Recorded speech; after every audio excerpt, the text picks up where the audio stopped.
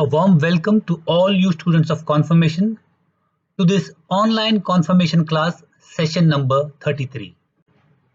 I am sure everybody attended last Sunday's scrutiny. The word scrutiny means a searching study, inquiry, or a look in a critical way. And the season of Lent is the most ideal for such an introspection of faith. So here are a few questions point by point to help you review your last week's experience. First, were you able to remain deep in prayer and communion with God? Were you able to listen to Him addressing you and scrutinizing your life during last week?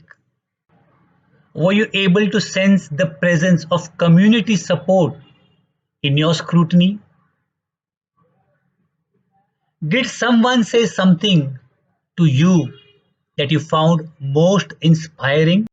Were you successful in your attempt last Friday, along with fasting, to prepare interiorly for the celebration of the scrutiny? Are you able to say that you will be able to use Fridays as a preparation for Sunday Eucharist? Before we begin our session today, I would like you to watch a video on the cure of a man born blind, which is found in John chapter 9, verses 1 to 41.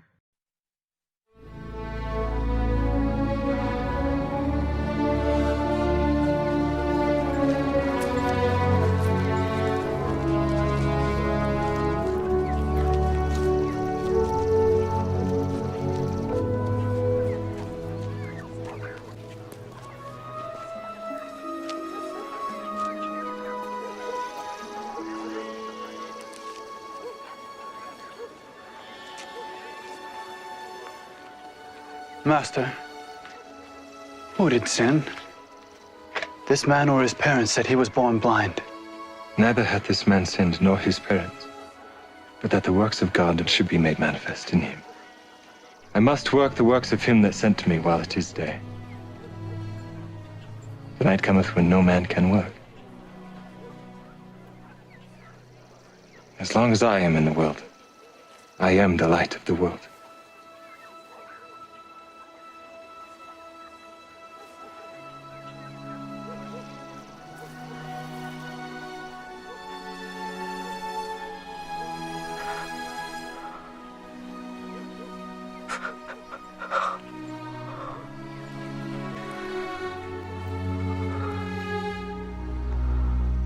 Go, wash in the pool of Siloam.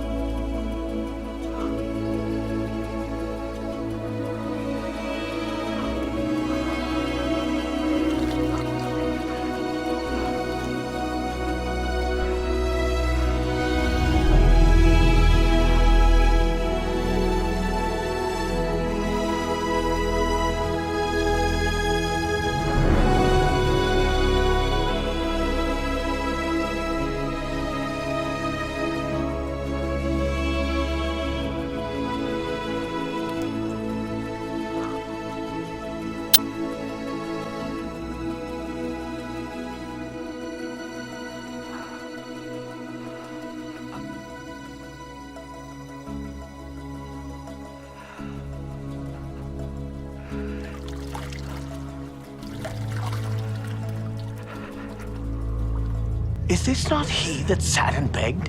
This is he. No, he is like him. I am he. How were thine eyes opened? A man that is called Jesus made clay and anointed mine eyes, and said unto me, Go to the pool of Siloam and wash. And I went and washed, and I received sight. Where is he? I know not. How did you receive your sight? He put clay upon mine eyes, and I washed, and do see. This man is not of God, because he keepeth not the Sabbath day. How can a man that is a sinner do such miracles? What sayest thou of him? That he hath opened thine eyes. He is a prophet. Go bring his parents.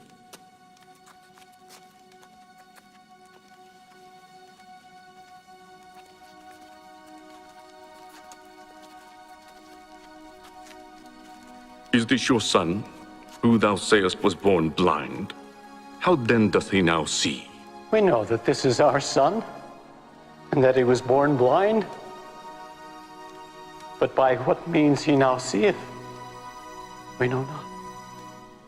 Or who hath opened his eyes, we know not. He is of age. Ask him.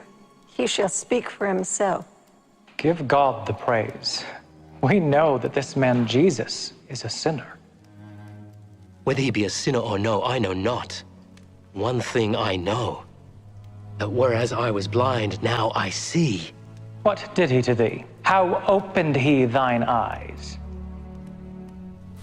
I have told you already, and you did not hear. Wherefore would you hear it again? Will you also be his disciples? Thou art his disciple. We are Moses' disciples. We know that God spake unto Moses. As for this fellow, we know not from whence he is. Why, herein is a marvelous thing, that you know not from whence he is. And yet he hath opened mine eyes. Now we know that God heareth not sinners. But if any man be a worshipper of God, and doeth his will, him he heareth. Since the world began, was it not heard that any man opened the eyes of one that was born blind? If this man were not of God, he could do nothing. Thou wast altogether born in sin, and dost thou teach us?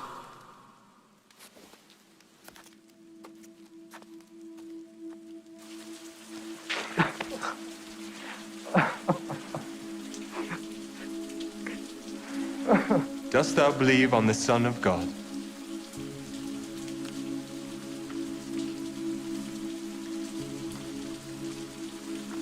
Who is he, Lord, that I might believe on him? Thou hast both seen him, and it is he that talketh with thee. Lord, I believe.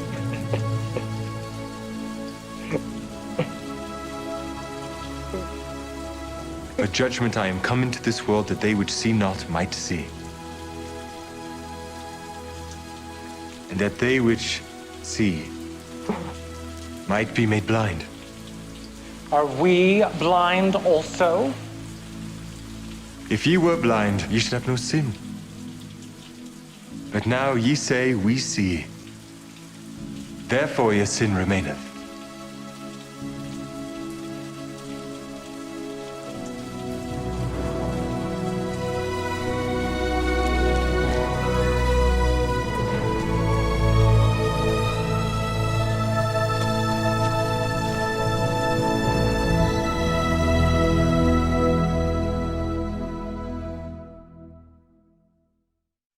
This excellent episode contains a lot of deeper meaning.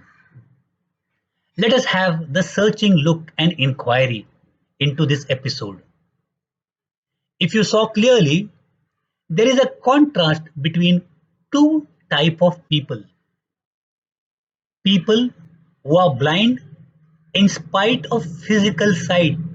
Yes, don't be surprised, it is the Pharisees. And on the other hand, we have the blind man who did not have eyes but had insight. This episode brings out the hallmarks of a true disciple. The first is trustful surrender. When we look closely at the details, we see that the blind man is spotted by Jesus. And even without any exchange of words between them, the blind man allows Jesus to rub the mud on his eyes and listens to Jesus' command to go and wash his eyes in the pool of Siloam. Let us look deeper into our own lives. Even our journey has been a faithful submission, just like the blind man, without even having seen Jesus. We were baptized as kids, and we have continued to walk with Him in total surrender. Let us pray for those difficult moments, if at all we had some doubts, so that we can trustfully surrender as a true disciple of Jesus.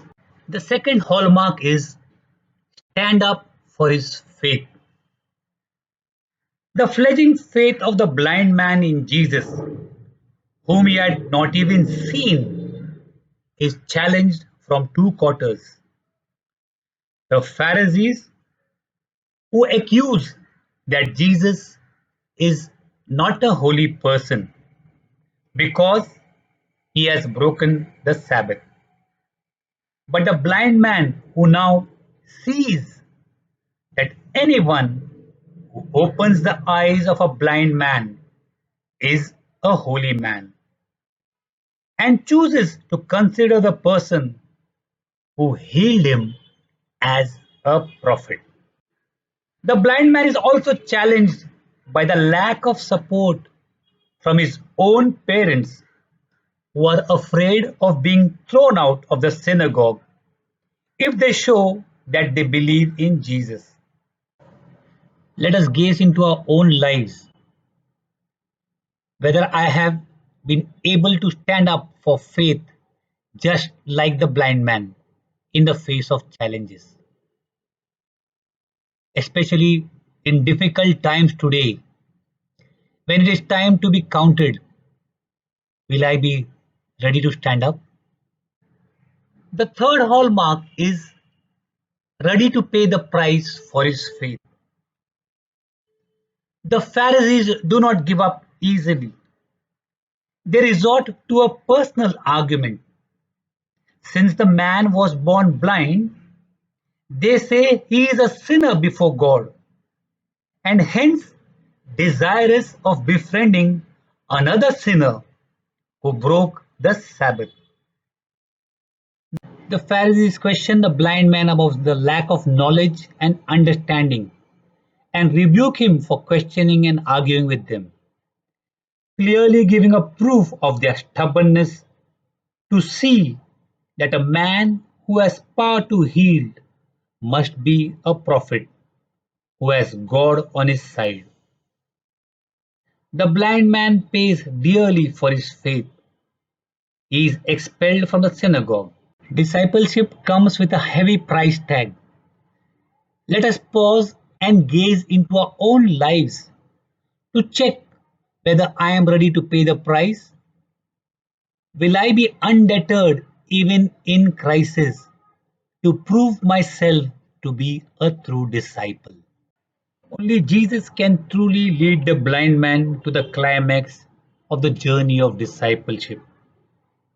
Jesus comes in search of him who has been expelled from the synagogue. This is the first time the blind man actually sees the healer. However, a complete recognition is dependent on Jesus telling him who he really is. And the blind man demonstrates that he has now truly seen the whole truth about Jesus by kneeling before him. Let us reflect and ponder to gaze on our journey in the preparation for confirmation. It is also a step towards the climax of discipleship, when I am going to be ready to accept Jesus as my Lord and Savior. During this week, as a part of your spiritual exercise, I request you to find out and gather information about a young saint, Saint Joan of Arc. I am sure you will be inspired by the life of this saint. Here are a few information and instructions to help you prepare for next Sunday's scrutiny. Please see what arrangements are being made in your parish in view of the pandemic. First, invite your SCC animator to attend Mass. There, the community will pray for you after the reflection of the Word of God based on the incident of the man born blind. At the right, your SCC animator will place his or her hand over your shoulder as a symbol of community support and involvement. Do try to make personal effort of prayer and penance during the week so as to make this scrutiny something special. Also, get in touch and help and coordinate your catechist for the preparation of this scrutiny.